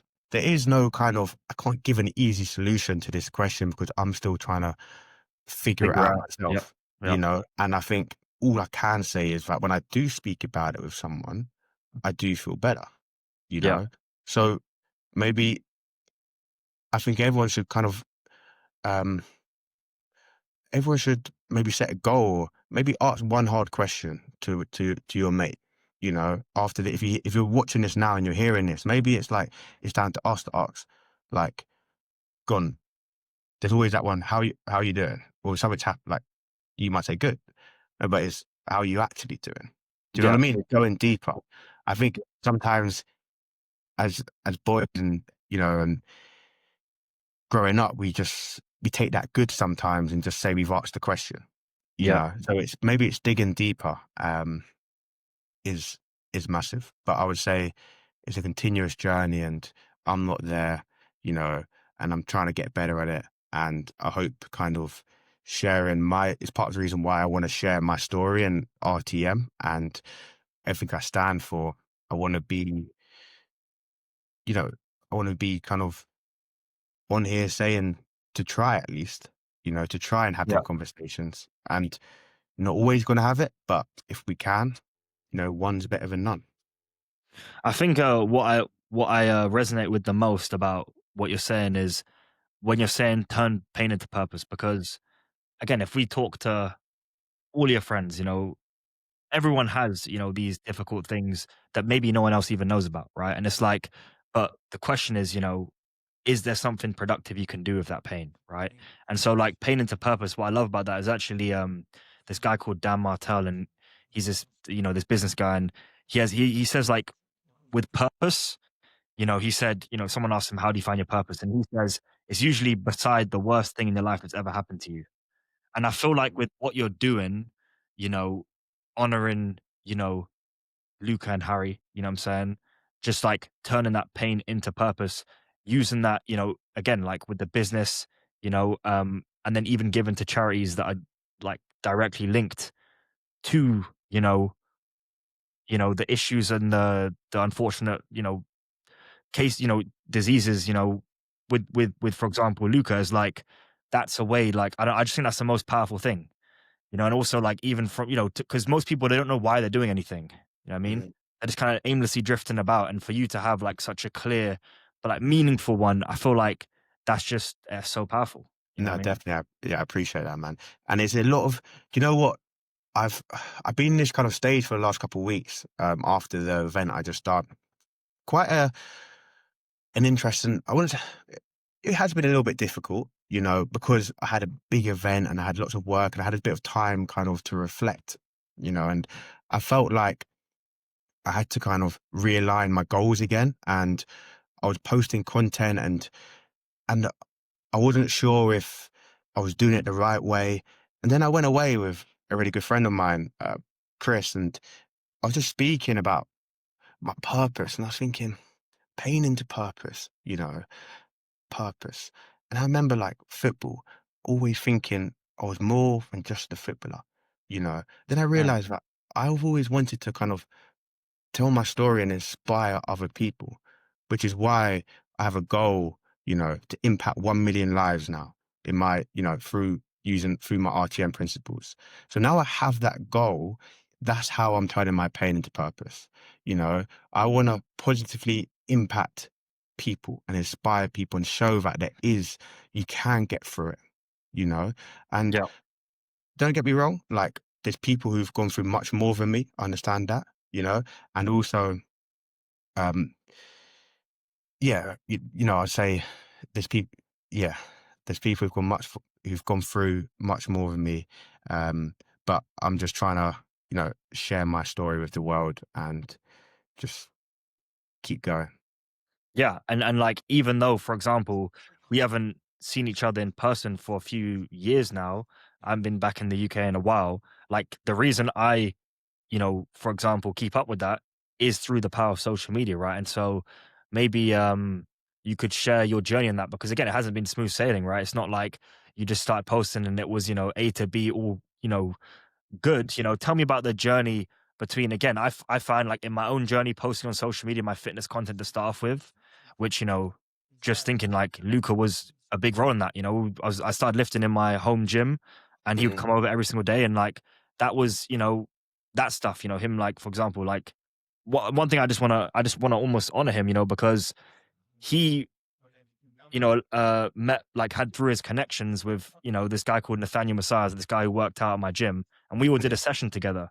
And that was a massive thing for me, when you talk about like, seeing what's possible, thinking bigger, you know what I mean? Like just being around certain people, you'll talk about mentors, books, etc. But people that ahead of you Yeah, and doing yeah. what you're doing, it can really Mhm. open your mind up to what's possible. I think that was genuinely like a turn. I was already posting by them, but I was like, wow, like there's someone who's already like, you know, doing something. And like that was just a big part of my journey. But back to you, like with regards to posting. Now, I remember I was genuinely I had this whole debate, like, do I make my normal Instagram account, me posting the gym stuff? I ended up actually just making a whole new account.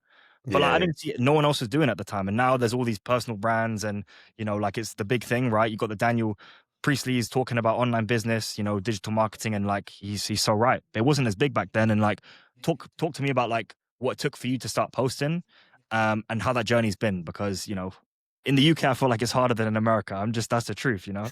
Yeah, it's been interesting, man. It's been a journey. I think something which I'm continuously learning. I kind of took a step back from social media.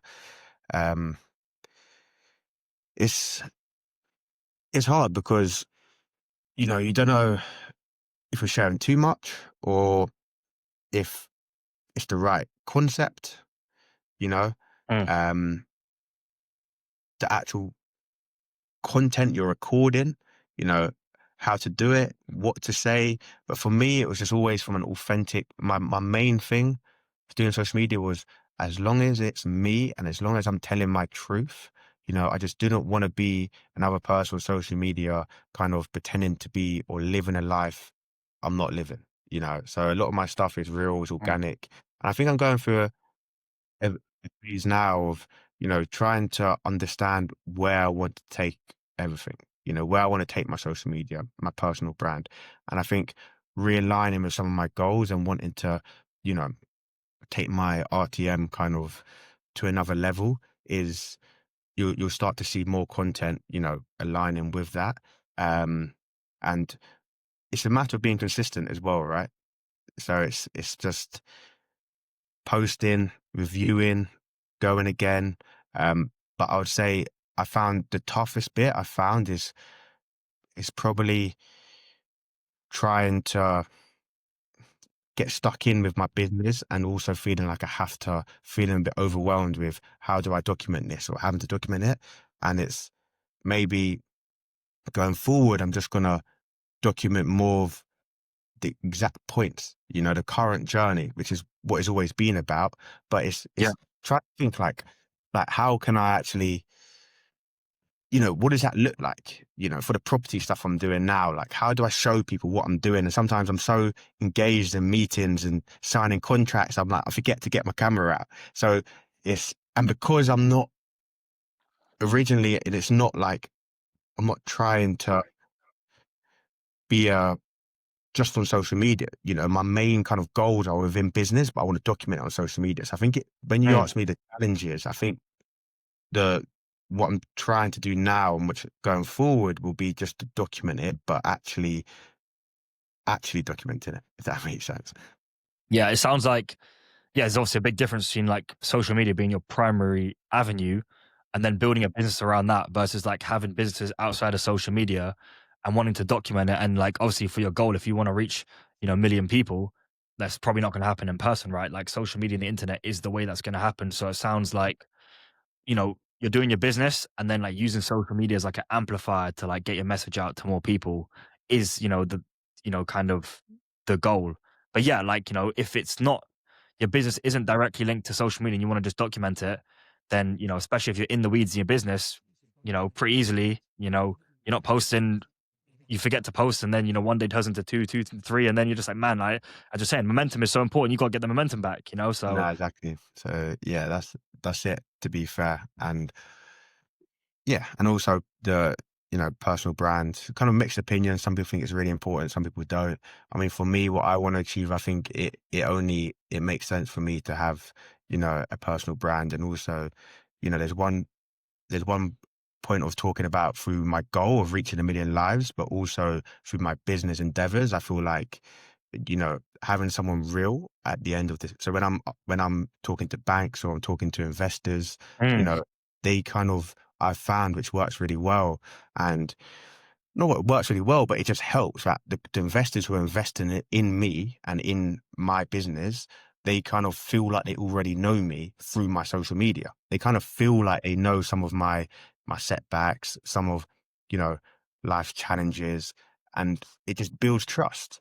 People do business with people they trust. Know, like, and trust, right? yeah, So, yeah, yeah. No, like and trust. um, yeah, Yeah, I think thinking of social media almost like a digital resume is like one of the most powerful things uh, in today's day and age because you're a real person. You're not just like, if someone sees an email, they can look up your name and see like a whole entire journey behind it.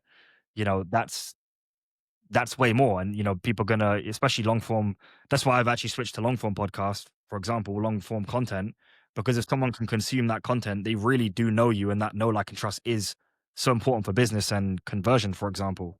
Um, but yeah, I mean, was there anyone in particular that was uh an inspiration for you to get into personal branding? Like, for example, you mentioned Daniel Priestley earlier on. I know that he's big on that, right? Is there any other names which, like, you mentioned Stephen Bartlett? So, like, I'm curious to know, like, how you learn about business and obviously the social media side of things. Like, what kind of who are some of the role models, and even maybe obviously people in your life. You mentioned your dad, but like people that like mentored you, you learn from that kind of inspire you to go in this direction. Yeah, I think so. Your likes of people I read, your Daniel Priestley, your Stephen Bartlett, I watch his Mm. podcast, big fan of Diary CEO. Um, Richard Branson, I also study him. And then people like my dad who, inspires me in in in everything. So that's a massive thing for me. And then um what else? Like books, would you say that's something of recently you got into, or is that something you've always been into? Because for me, I didn't start reading. I've read a lot recently, but like, yeah, it wasn't until like maybe 1 or 2 years ago that I started actually reading consistently. I didn't read like at all before that, Yeah, basically. no, I listened to one of your first podcasts talking about how many books you've read. It's Yeah, yeah, impressive. yeah, yeah, yeah. And it's something I've been into, since I was young. I've always read. To be honest, when I look back, I should have. Everyone would say it, but I should have read more. But Mm, I did read quite a lot because compared to my friends and compared to other people, mm. and something now I still read every day. Most days, which I find helps me so much. There's so much information out there, which is like you can just pick up a book and it's in. You know, Yeah. um, and it's interesting. The people who've done it before, you can read about their lives and the stories they share. It's just so valuable. And when you're talking about who else inspires me. So I've had a few different people along my journey you know, who from reaching out to, who've mentored me. So, when I was, well, still in business, and the events business, I reached out to someone called Carlos, who's the owner of, Flex FM and radio station, owns a couple, a nightclub in Clapham. He kind of, he helped me as well and, um, guided me in some ways. Someone who I met recently, this is a quick story, which, I know we're coming to the end at some point, but when it just shows like to this day, I think early on this podcast, I talked about reaching out to successful people and sending Mm. messages out, asking for help or asking for advice. It just shows that. So I still do this to this day, and most recently, um, I'm such a big believer in being outside the comfort zone. So I sent a message on LinkedIn to a guy called Adam. He's an owner of a couple, the largest UK family festival called It Festival and Together Again. It's two. He's based in Wales, and Okay. there's over 50,000 people that attend this weekend festival, and um, yeah, he's basically massive in the events industry, right? So he owns music festivals. So someone who what I want to achieve one day, own my own festival or be a part of a festival, he's doing it. He's there. So I reached out to him, sent him a message. He said, "Yeah, I love." He said, "Oh, I really like your journey. I like what you're saying." And I kind of got on the Zoom call with him. 'Cause all I asked was a Zoom call. I said, "Can we have 10 minutes? I want to pick your brains on something." And he already connected to the journey. We started off very similar ways, selling tickets outside school and stuff like that. So yeah, long story short, uh, we had a good Zoom call for 20 minutes. Gave me some advice, and then he said, "Oh, you can come down to a festival, which is a couple of weeks time, which I run, see how it operates. Yeah, yeah, yeah. And I just jumped at the opportunity. Didn't ask about money or am I going to get paid? Is it paid or is it how am I going to get there? It was down in Wales. So it was August this year or July actually, July this year. The weekend came and all I knew didn't know much. He just said, "Yeah, we'll come down, we'll have a tent for you," Mm. and that's it. So I drove down about 3-4 hours away in my car by myself to this festival, parked up, extremely nervous because I thought it was all good. And I got there, I was like, what have I done? I've traveled 3, 4 hours away. I don't know this guy. I met him one time on a Zoom call. I don't know what I'm getting at, who is part of this business, but I sense opportunity and I sense learning, Yeah. and I sense being outside. That is in my opinion, the definition of being outside the comfort zone. I Mm. got, I did think about going home. I was like, no, all right, cool, let's go. But it was the Thursday night, the day before. So the security, I couldn't get a wristband. I got there too late. So security had to walk me in the festival, show me, bring me to the owner in the VIP family bit. I've only met this guy once, and the guy who I spoke to, there's two owners. The guy who I spoke to wasn't there. It was another owner who heard about me, sort of. And, I've gone into this situation. There's about 10 of them. I said, oh, hey, I'm here to see Adam. Then Adam comes over. And my point is about being outside the comfort zone. If I didn't go to this festival and I didn't just, you know, want to learn, Mm. I what's now come from that is a lifelong connection. Is someone who respects me for coming all the way down to Wales without even knowing him or knowing the team because of the opportunity I was given. Is now someone who I text and he calls me, he checks in at times, brings me to some of his meetings, and is someone I learn from but it goes back to, it all starts from sending that message, Yeah. and then being relentless on saying, no, can we jump on a Zoom call? And then going from the Zoom call where a lot of people probably wouldn't trek down 4 hours to Wales on a random weekend in July and just not really know what's going on. I ended up managing a stage, one of the main stages, which was a great experience, a great opportunity. And yeah, just thought it was an interesting story to share, to be fair. Yeah, 100%. I feel like the biggest thing from that is like proximity to greatness. Like in your field, that's the fastest way you can learn. Like, yeah, you can learn from books. Yeah, you can learn from people on social media, but I feel like the fastest way to actually learn is okay, so this guy, he's doing bigger events and what I want to do on a bigger scale. If I can get around him, if I'm around the environment, how does he run his, business? How does he show up? You're just going to pick up things by being in an environment and you're never going to know that unless you're actually there in person, right?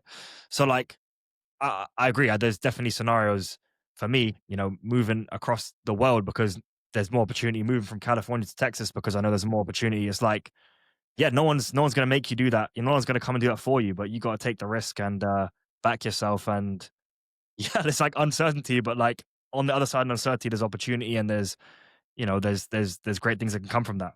I guess just a couple more questions. What would you say, from entrepreneurship now, your journey so far, are the biggest lessons you've learned in I want to talk about marketing, sales, and product, right? What's the biggest lessons you learn in marketing? Because again, if no one knows about your business, no one knows about your service, it's never going to work, right? So maybe you can give me a rundown on that. Yeah, good.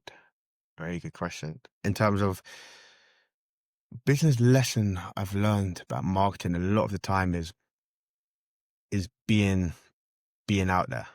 It's being seen first and foremost. Mm, I actually look back when I was running 7-Eleven with Luca, and I think why saying so successful is, at the end of the day, we only had 500 people in a nightclub, but for our age, it was quite successful at that time. So how he was successful in that kind of time was the fact that a lot of people in the local area knew about it. It was mm, we was refusing not to be seen. Whether that was standing outside Wimbledon Station selling tickets, whether that was messaging our boys, our friends to sell these tickets for us, going into, group chats on Snapchat and stuff like that, sending people information and building this hype. It was, just creating sort of a fear of missing out. mm. Um, so I look back now and, as I get older, I kind of think for me, one of the biggest lessons is being seen. And even, for instance, Simul Place, which is the bar I opened in Earlsfield in London. Uh, well, I signed the lease when I was 20, almost 21. So I had it for 2 years now. And I think a major lesson there is being more present in terms of being everywhere. If I could kind of, when I do my next projects and stuff like that and future endeavors, I'd put more emphasis on being seen. you know, because people was walking the high street where we was and still kind of, you know, not thinking, what is that? You know, or Mm. thinking, I'm not too sure. And it makes sense why these bigger companies, you see them kind of board up the shop, have, you know, advertising about what's coming, stuff like this, and going, getting, you know, all sorts done, boards up, leaflets, did do leaflets. But yeah, I think an overall message of marketing would be, you know, don't be afraid to stand out, you know, is what worked and is now kind of what continues to work, you know, and taking the risk and kind of just being a bit out there and yeah, just that's what I would say on marketing. Yeah, so 100%. So, like, obviously, back in the day, Snapchat and just getting the message out there and like really creating hype, and then that creating FOMO when there's people already going and people don't want to miss out. And then now, like with the physical locations, making sure you have correct signposting or like basically showing like this is what we're doing, so people aren't confused. What even is that? There's like curiosity and they want to know. It's funny actually because I don't even know if you know this, but I was in a fraternity in university, and they Mm. have all these like parties, right? And they set up these events. They call them like TGs, theme gatherings, or they have a quarterly, which is like they put in like I believe like I don't know if it's 10,000, 20,000, $30,000 like into one night. You know what I mean? So Yeah, like I there's maybe a couple things I could like actually understand more than like if I hadn't experienced that, because yeah, again, people see like just an event running, but they don't see like, you need to make the event. Like, they had like a Star Wars theme, or they had like, these different themes, right? You need to build that. You need to obviously make sure people know they're coming, you know what I'm saying? Like message all the group chats. That was the way in the fraternity. But like you need to get the lights, you need to get the safety. Obviously, like we had the land, you know what I mean, or the house, whatever. But I guess how has that also transfer Snapchat before? Like, how has marketing changed now? Like, have you gone more into like email marketing, more into Instagram? Like, where's the main channel? Is it just also word of mouth, of course, yeah. I through think word of mouth and I think data is just massive, right? A lot of, I mean, investors, a lot of the common word you come across is data. What data do you have? You know, so I Mm. think how many emails do you have in your list? You know, what other data from other areas do you have? All this stuff is key, and then it's about how do you market to them people. You know, do you do SMS? You know, broadcast messages, or So, do so you, what are the main ones you found at this day and age to be um working? in terms of for the events or for obviously it's like different. I was I guess obviously they're different, but like maybe there's like one or two in each one which has been the most effective. Yeah, I would say SMS messaging is has been up there with the most effective, definitely for the events over Okay. emails. Um, I would say word of mouth. Honestly, it's just unbelievable how powerful it is. You know, once someone has a good experience at your place or at the event, who do they tell? You know, they Mm. come back. Who do they tell? It travels. And then the old school kind of, you know, being in front of people, leafleting. Personally, I think it still works. You know, Yeah, I do think it 100%. still works. And then all of that's great, but if the product isn't good, you know, it's not So, great. so maybe we go on to that before sales. Like, Yeah, what yeah. have you learned about product? Because yeah, especially like, for me, it's like digital services, but like, if you're obviously having an event, like, you need to have like good food, you need to have good music, you need to have a good venue, you need to have a good atmosphere. Like that is all the product, right? So tell me about like the biggest lessons you learned to have a great product so people do go on to share, how good it is by word of mouth. Yeah, I mean, I think product's everything, right? In some ways, I think what, you know, people buy into is the product, whether that's an event, whether that's a bar, people come into an event at my bar, um, whether that's now I'm going into the property world and, you know, scaling boutique hotels across the UK is my next, is what I'm doing at the moment. And that's where a lot of focus is going. But it's all about the product. It's about what makes, why is that person going to want to come back to that hotel or Mm. to that event, right? And what things in particular with the events, for example? I mean, I know there's what they say is like 100 golden BBs. You know what I'm saying? It's like 100. Like it's not one thing. There's never one thing. But what are the Mhm. most important things you found to create a great customer experience? What? The great things, um, the great customer experience for me is just going above and beyond. So something I'm really big on at Simul Place, which is the bar I operate, is the Mm, customer service, right? It sounds basic, but when someone steps in, how do we greet that person? Why yep. is that person going to want to come back? How can we impact that person to want to come back? Mm, What can we do? How can we make this day? And then it's the small things, um, just from the security outside the door, from just all the, I just sweat the small stuff often. It's like, from the pictures, you know, up on the wall sort of yep. thing. And then the events is how's the music sound? How accessible is this event for different people? Mm, You know, who, so I think, yeah, that's what I would say on that. And lastly, I would say in my, it's the three P's, which are so, so key is the product, the person and the price. As long mm, as kind of, you know, the product um, is on point and, it's a great product you're offering. And as long as, the person, whoever that is you're buying into, might be you're buying to Simul Place, might be you're having an event you know, at my place or myself. A lot of people buy from people as well. People do business with people they know, right? So yep. it's like, or they like the story of that person. Them two are Mm. right. Often the price is the last thing, right? Often it's right, the price point. Um, get gets them in Yeah. essentially. So I always focus on the person and kind of the product first. Yeah, I read Simon Sinek's book called Start With Why last summer, Mm. and I feel Yeah, like yeah, so people they don't buy what you do, they don't buy how you do it, they buy why you do it, right? And mm, I think you have such a powerful why, and it's like, yeah, I can, I mean, I see that pretty clearly, because if someone gets to know your story again, this is about personal branding. They understand why you're doing what you're doing, the deeper meaning behind just a bar, right? It's like the legacy aspect, creating like this experience because you wanted to as kids, you know what I'm saying? Like, I don't know, that's powerful for sure. I guess the last thing would be sales, you know what I mean? Like how has that been, I don't know, negotiating contracts, talking about pricings of people, like has that been a steep learning curve?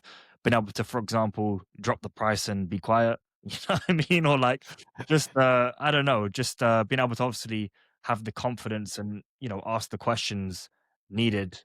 Um yeah. I think sales is an interesting one. It depends how you want to look at it. For me, like I think in some ways, like we're always selling something, right? Yeah. We're always like just a standard day, right? You're selling yourself, you're selling your product. I think life is a game of sales constantly. Every deal I try and make, I negotiate. What does it come down to? The sales pitch. It comes down to him v me, we're negotiating this. So for me, some great experiences within sales and negotiation I learned was kind of the early days of negotiating um, and dealing with like nightclub owners. I found were really interesting. And in the end, it's something I really enjoyed, you know, because I think it's about what I realized as well early on. It's about creating win-wins. It's about creating, Mm. the sale is right. If I walk away with this with the best deal ever, but the nightclub owner or the person I'm exchanging contracts with has got the worst deal, is that person going to come back and do business with No me? repeat business. Nope. Yeah. Do you- Yeah, so that makes sense. So how can I create a win-win here? How can I walk away with a great deal? Maybe Mm, not great, but a good deal. And how can mm. the other person walk away with a good deal? Right. Yeah. And it goes in, and I look at that like now I'm going more into property, right? Sometimes we're so like fixated on the price or getting a great deal because it's so cheap. But often the a cheap deal doesn't mean it's a good deal, you know. Yeah. Yeah. Um, James Sinclair talks about it a lot. It's buying businesses that are making money and doing well, buying property that maybe currently doing well, but it might be the owner might want to get out for different reasons, Yeah. Yeah. and then creating, and then and then you create a win-win because the owner wants to get out, right? You want in because the business or the property is making money. So now where's this negotiation starts from a better place because we both know our why, Mm. you know? I think I'm just thinking of two books when you're saying that. One is obviously the Seven Habits of Highly Effective People. He talks about, like, again, it's funny because when we talk about sales, a lot of the time people think, okay, well, how can I win the sale? And that's the wrong mindset. Yeah, you need to be thinking like, how can both of you win, right? Because if one of you wins, as you say, and the other person loses, guess what? You're never going to get repeat business, right? And obviously, no one wants to do a sale where they're losing. So it's like, or if you're so stubborn that, like, you both can't come to, no sale happens and you both lose because you didn't make a deal, right? It's like, yeah, you want to be thinking of win-wins. And the other thing I think about with what you're just saying there is, I was reading Warren Buffett's book called Snowball, and he talks about, like, his philosophy on buying businesses. And yeah, most people think, the old school thinking was like, okay, this cigarette butt business is basically meaning like, when you pick a cigarette off the ground, you take one last puff and it's done. Obviously, me and you, hopefully, you're still not Yeah. smoking. You know what I mean? But like, but yeah, it's basically like, get like a bad business and get it for like super cheap. Like, so that's like the goal in that one. But then the new philosophy was buy a great business for a good price. Yeah. No, 100%. Yeah. Well, I guess the last question I have for you is, the podcast name is the Mountain and Mastery Podcast. And what does mastery mean to you? Um, Mastery to me, I think, is a mastery. It's it's similar to perfect, in terms of maybe I think the journey of becoming a master is the journey I'm after, Mm, right? So I'm not going to say in that, one day I'm going to be a master because I believe in, you know, or mastering something. I believe in kind of ever growing, ever learning. And I think that even when you're a master, you can even go again. You can even learn things that you don't know right at that moment in time, you know. So I'll say, yeah, mastery is a never ending journey of greatness. mm. I love that. All right. Well, for the people listening, where can they find you? On social media, or where can they find you, reach out to you, etc. Yeah. So on Instagram, we're looking at rtm.files. Um, and then my personal is Hutch_Jayden. So HUTCH_Jayden. And then, yeah, so LinkedIn, quite active on as well, which is Mm. Jayden Hutchings. So yeah, if you see me on them things, you'll see more of me, I guess. Awesome. Well, Jaden, it's been a pleasure to have you on the podcast. Go on. Likewise, honestly, I appreciate you and you're killing it. So keep going, and you're inspiring me and you're inspiring a lot of people. It's a nice one, man. Appreciate you. All right. Peace, guys.